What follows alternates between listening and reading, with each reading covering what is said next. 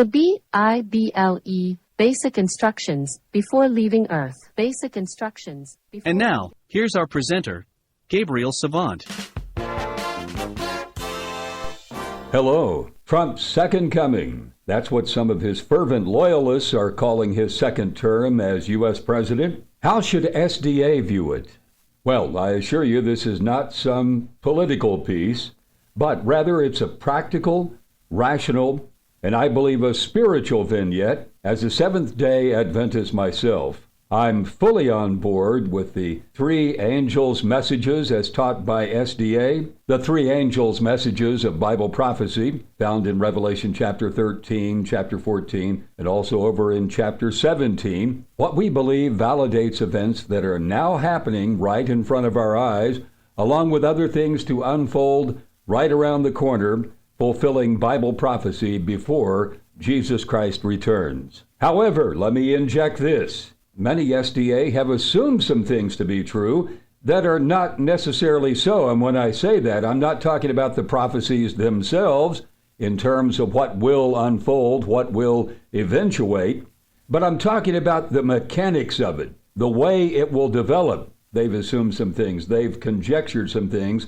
that just, I don't believe, will pan out like they've thought, really, since all the way back to the 1860s. What I'm saying is, there are really some surprises ahead, ladies and gentlemen, brothers and sisters. Stay with me. Surprises as far as what will take place here on planet Earth, and maybe you'll find some surprises in the balance of this particular episode at my channel. Since the 1800s, many SDA have assumed that the National Sunday Law will happen through a congressional vote or via a Supreme Court decision, a Supreme Court ruling. Now, I submit that President Trump, in his second term, unless anyone has been dozing off or possibly living on another planet, it appears that he is operating in a very stark authoritarian sort of manner, and he's not shy about issuing executive orders galore as it suits him. You can say amen or oh me, but the norms, what people consider to be normal and typical, that they assume for so many years, assumed by people at large, people assuming those norms would continue to stay in place going forward, are suddenly finding those norms have been tossed out the window. They've been tossed overboard. In fact, Trump might well rule by fiat in essentially an oligarch style. And I promise you, whatever he says, I bet you it will stick. I don't bet, but if I were betting, I would bet $1 to a donut. That is correct. It'll be his way or the highway. And don't for a second discount the notion that he could decide to clear certain arbitrary religious laws, religious laws, possibly including the National Sunday Law per our SDA understanding of eschatology. And he certainly got the backing from many in Christian nationalism and other theonomist and dominionist groups. There's one out there called the Reconstructionist movement, and so on and so forth, who are well connected to what is known as the Christian right. I put that in quotes, quote unquote, Christian right.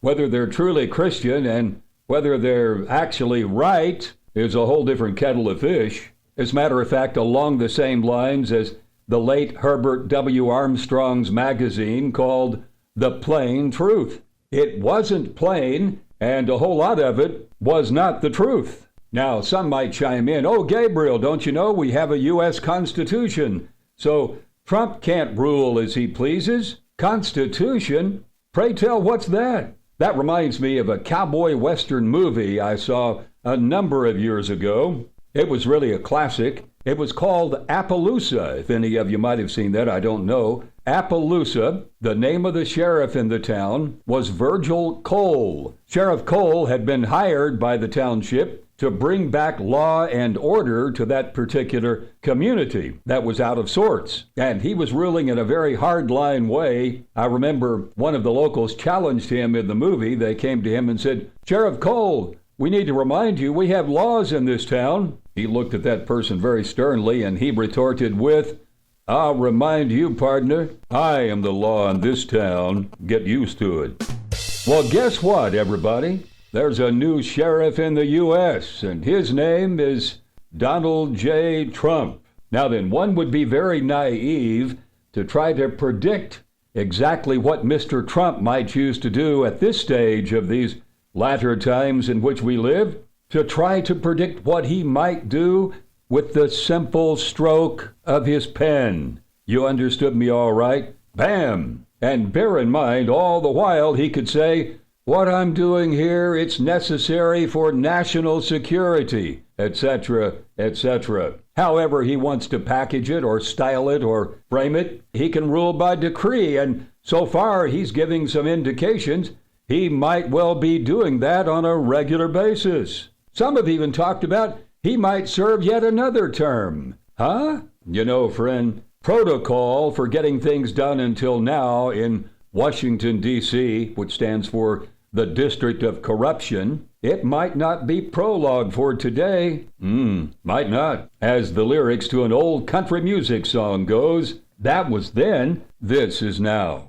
To SDA and anybody else, welcome to the new world, brought on by Trump's second coming, not to be confused with the world made new, when the second coming of Jesus Christ will occur right around the bend. Oh, I can promise you this. What lies ahead will be filled with stupendous events. And I imagine at times you'll kind of feel like you're at a sword-swallowing show. Never a dull moment.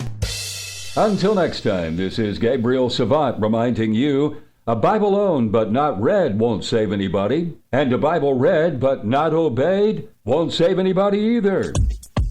B-I-B-L-E, yes, that's the book for me. I stand alone on the word of God, the B-I-B-L-E. The BIBLE, Basic Instructions Before Leaving Earth. Basic Instructions Before Leaving Earth.